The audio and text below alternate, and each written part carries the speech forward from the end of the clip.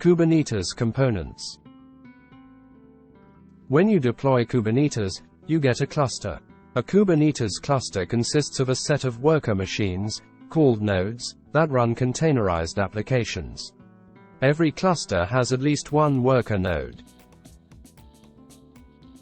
The worker nodes host the pods that are the components of the application workload. The control plane manages the worker nodes and the pods in the cluster. In production environments, the control plane usually runs across multiple computers and the cluster usually runs multiple nodes, providing fault tolerance and high availability. Various components you need to have for a complete and working Kubernetes cluster.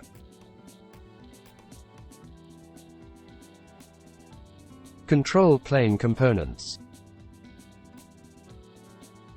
The control plane's components make global decisions about the cluster, for example, scheduling, as well as detecting and responding to cluster events, for example, starting up a new pod when a deployment's replicas field is unsatisfied.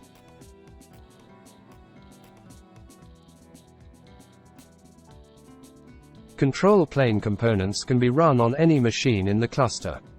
However, for simplicity, setup scripts typically start all control plane components on the same machine, and do not run user containers on this machine. See creating highly available clusters with kube-m for an example control plane setup that runs across multiple machines. Kube-apiserver. The API server is a component of the Kubernetes control plane that exposes the Kubernetes API. The API server is the front end for the Kubernetes control plane. The main implementation of a Kubernetes API server is kube-apiserver. Kube-apiserver is designed to scale horizontally. That is, it scales by deploying more instances. You can run several instances of kube-apiserver and balance traffic between those instances.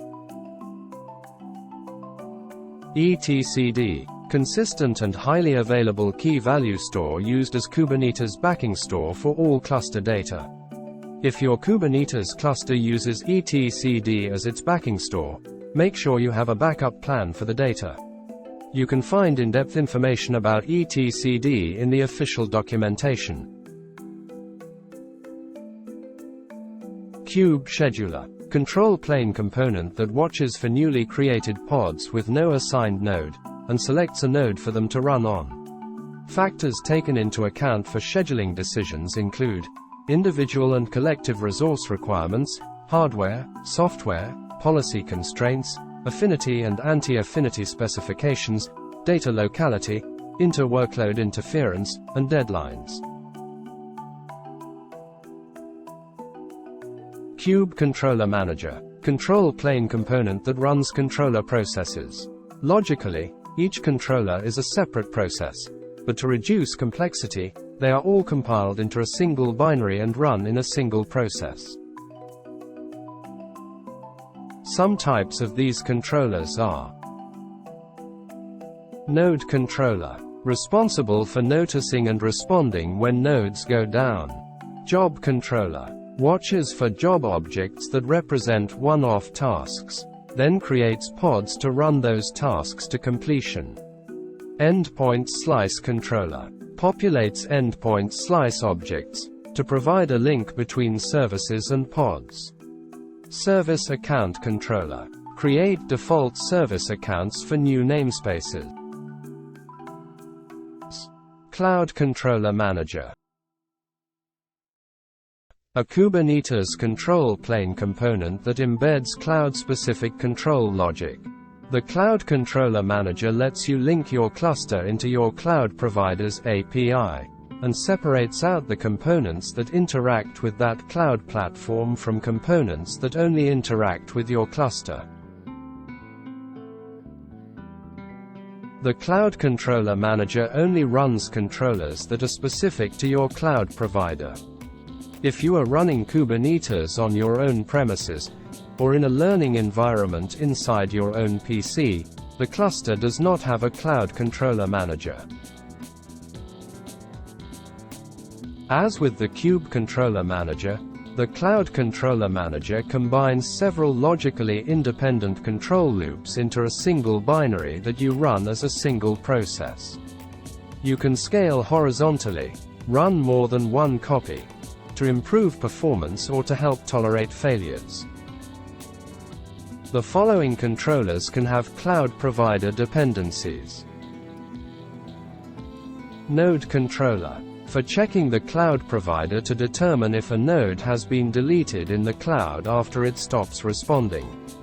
Route controller, for setting up routes in the underlying cloud infrastructure. Service controller, for creating, updating and deleting cloud provider load balancers. Node components. Node components run on every node, maintaining running pods and providing the Kubernetes runtime environment. Kubelet, an agent that runs on each node in the cluster. It makes sure that containers are running in a pod. The kubelet takes a set of pod specs that are provided through various mechanisms and ensures that the containers described in those pod specs are running and healthy. The kubelet doesn't manage containers which were not created by Kubernetes. Kube-Proxy. Kube-Proxy is a network proxy that runs on each node in your cluster, implementing part of the Kubernetes service concept. Kube-Proxy maintains network rules on nodes. These network rules allow network communication to your pods from network sessions inside or outside of your cluster. Kube-Proxy uses the operating system packet filtering layer if there is one and it's available. Otherwise, Kube-Proxy forwards the traffic itself. Container runtime. The container runtime is the software that is responsible for running containers. Kubernetes supports container runtimes such as Containerd, Creo, and any other implementation of the Kubernetes CRI, Container Runtime Interface.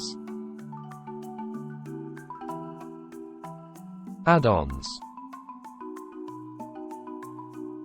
Addons use Kubernetes resources, daemon set, deployment, etc., to implement cluster features.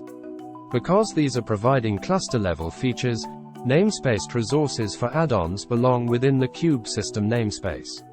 Selected add-ons are described below. For an extended list of available add-ons, please see add-ons. DNS. While the other add-ons are not strictly required, all Kubernetes clusters should have cluster DNS, as many examples rely on it. Cluster DNS is a DNS server, in addition to the other DNS servers in your environment, which serves DNS records for Kubernetes services.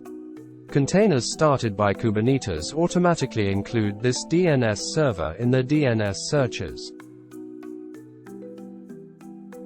Web UI. Dashboard. Dashboard is a general-purpose, web-based UI for Kubernetes clusters. It allows users to manage and troubleshoot applications running in the cluster, as well as the cluster itself. Container resource monitoring. Container resource monitoring records generic time series metrics about containers in a central database, and provides a UI for browsing the data. Cluster-level logging. A cluster-level logging mechanism is responsible for saving container logs to a central log store with search, browsing interface.